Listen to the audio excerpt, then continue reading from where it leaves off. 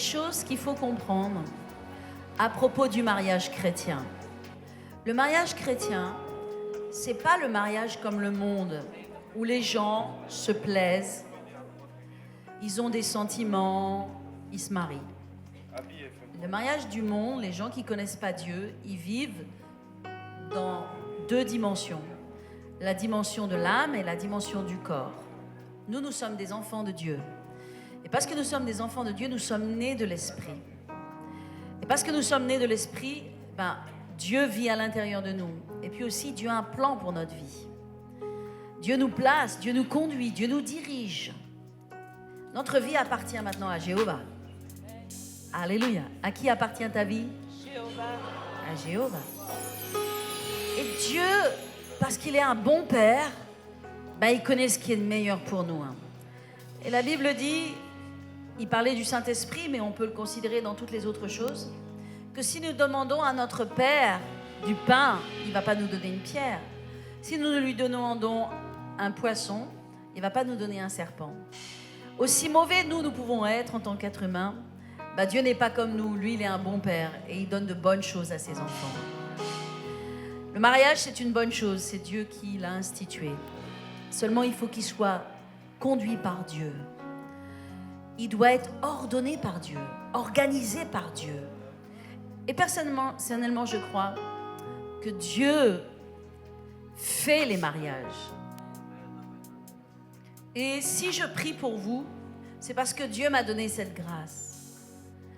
Il a conduit ma vie, il a conduit mes pas dans mon mariage. Et donc, je parle de ce que j'ai expérimenté. Je parle de ce que je connais.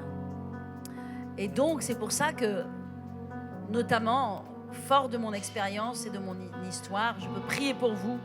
Et je veux prier pour vous. Et ce ne sera sûrement pas l'objet d'une seule prière, mais de nombreuses prières, de temps de prières, pour que Dieu conduise vos pas et que Dieu vous ouvre les yeux aussi, que Dieu ouvre votre cœur, parce qu'on a beaucoup de conceptions du monde.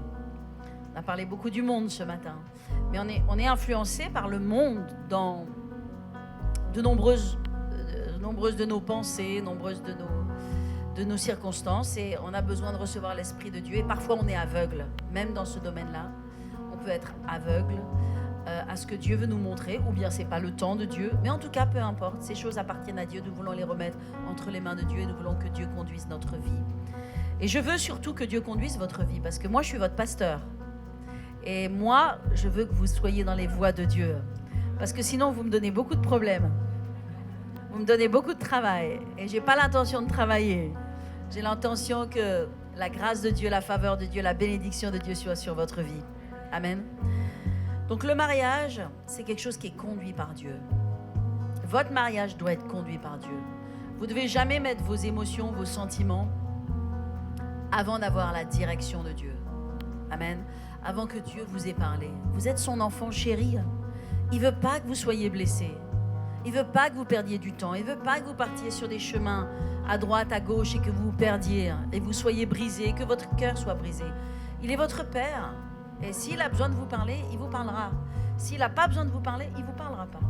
Moi, il y a des choses dans la vie, j'ai demandé à Dieu des réponses. J'ai dit, Seigneur, il faut que tu me dises ça. Seigneur, il faut que tu m'expliques ça. Il faut que tu me montres ça. Puis Dieu ne m'a pas parlé. Si Dieu ne m'a pas parlé, c'est qu'il n'avait pas besoin de me parler. Par contre, quand Dieu a eu besoin de me parler, il connaissait mon adresse. Il connaissait mon nom, mon prénom, mon âge, le nombre de cheveux sur ma tête. Et il savait exactement ce que qu'il voulait que je fasse. Donc, Dieu a une bouche. Dieu peut parler. Il est capable de parler. Il n'y a pas de problème, il va vous parler. On va simplement prier pour mettre votre vie entre les mains de Dieu, votre destinée entre les mains de Dieu. Et ce domaine de votre vie qui est si important, le mariage, de le remettre entre les mains de Dieu pour que, au temps convenable, dans le temps de Dieu, à la façon de Dieu, vous sachiez que c'est la main de l'Éternel. Vous sachiez que ce n'est pas selon un raisonnement humain, ce n'est pas selon... des plans où on se dit ok, bon, il est chrétien, elle est chrétienne, ok, la personne est dans l'église, ok, ça semble matcher, on a l'air de s'entendre bien, on se plaît l'un l'autre. Non, c'est plus puissant que ça, c'est plus fort que ça. C'est Dieu qui a besoin de vous conduire et de conduire votre mariage. Et vous savez, si vous demandez à Dieu, Seigneur, il faudra que tu me montres. il faudra que tu me parles. Toi, avant même, il faudra que tu me parles. Par exemple, pour moi, dans ma vie, quand j'étais enceinte de mon fils, j'avais tellement peur d'avoir un garçon, je ne voulais pas avoir un garçon. Je vous ai déjà raconté mon histoire.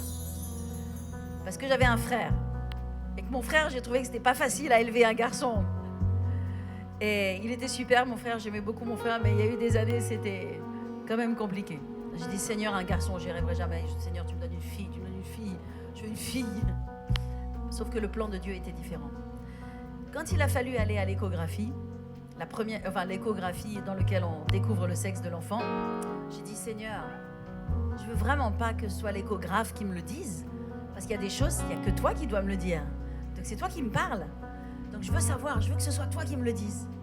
Cette même nuit-là, j'ai fait un rêve. C'était un rêve qui venait de Dieu.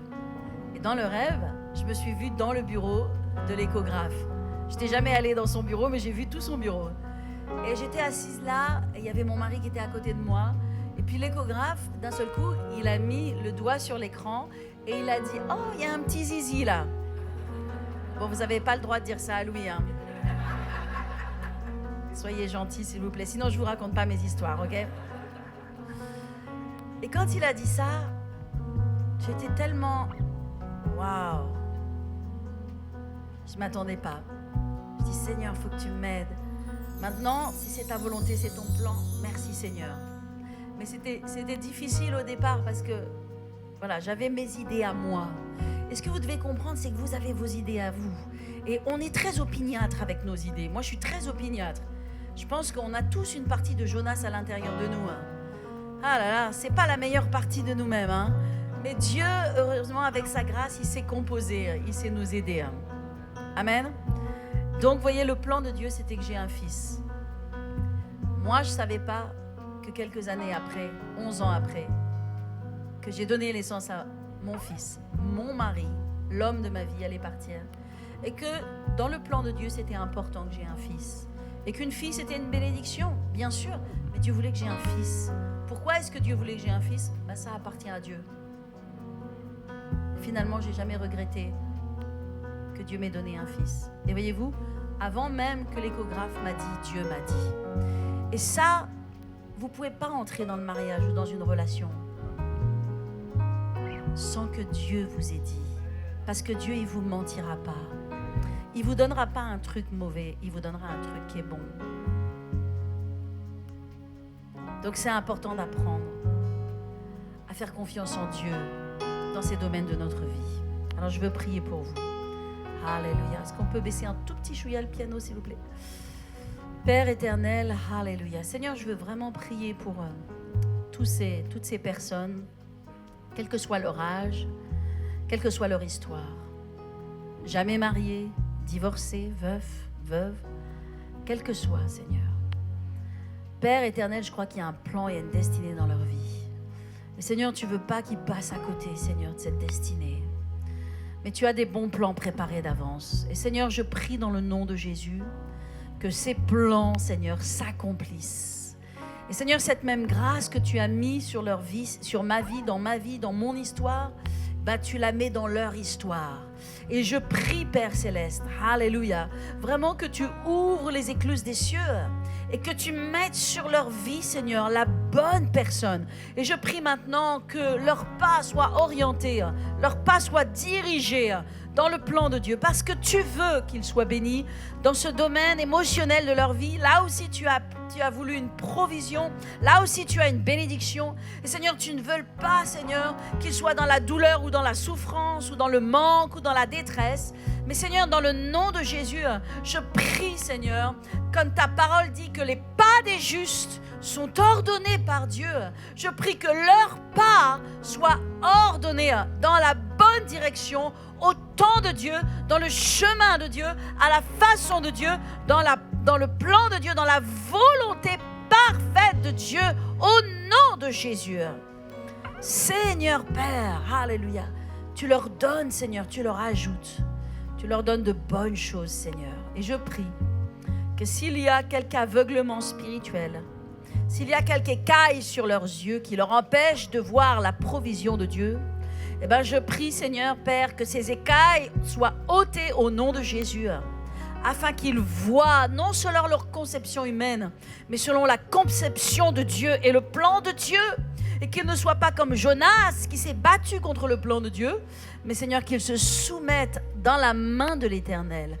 Père, merci, je déclare et je prophétise des mariages dans l'Église, mais pas seulement des mariages selon Dieu, des mariages ordonnés par Dieu, des mariages bénis et oints, des mariages, Seigneur, Père, avec vraiment des destinées qui se mettent ensemble et qui s'unissent au nom de Jésus, au nom de Jésus-Christ de Nazareth. Alléluia. Seigneur, Père, merci, parce que tu fais toutes choses belles en ton temps. Et je te remercie, Seigneur. Enlève la douleur, Seigneur. Enlève la solitude. Enlève la souffrance. Enlève vraiment le dard de l'ennemi dans leur cœur, dans leurs émotions, au nom de Jésus. Que personne ne soit malheureux, que personne ne soit dans la souffrance, dans l'impatience, dans le désir, dans le brûlé, dans le nom de Jésus. Vraiment que ce soit ôté surnaturellement dans le nom puissant de Jésus. Mais que chacun soit conduit dans le plan de Dieu. Merci. Merci pour le merveilleux plan de Dieu. Je prie dans le nom de Jésus.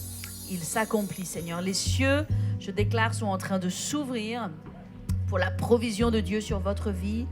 Et ça va venir et Dieu va vous parler. Et ce sera selon Dieu, dans le nom puissant de Jésus. Amen.